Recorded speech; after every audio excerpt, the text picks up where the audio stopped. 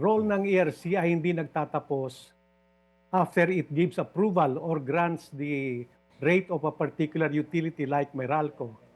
Nag-uumpisa pa lamang ang kanilang oversight responsibilities upon the approval of a rate that translates to annual revenues to ensure the viable operations ng isang utility katulad ng Meralco.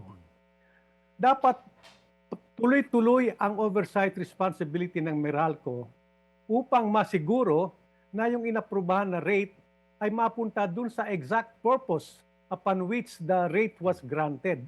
Kailangan siguraduhin niya upang masiguro yung hinihingi ng batas na viable operations ng isang utility katulad ng Meralco, kasi ang operation ng Meralco is imbued with public interest. It is only a substitute to the state in performing a public service. So far, yung ating November 17 na huling sulat sa huling liham sa ERC na pinapaliwanag natin na hindi natin pinapa-audit yung subsidiaries kung hindi pinapa-audit natin yung perang ipinagkaloob natin na in-identify na natin na nasa halagang 112 billion.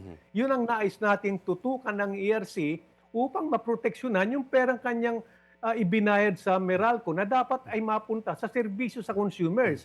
Yung perang ininvest nila, hindi yan ang purpose ng perang binabayad natin buwan-buwan.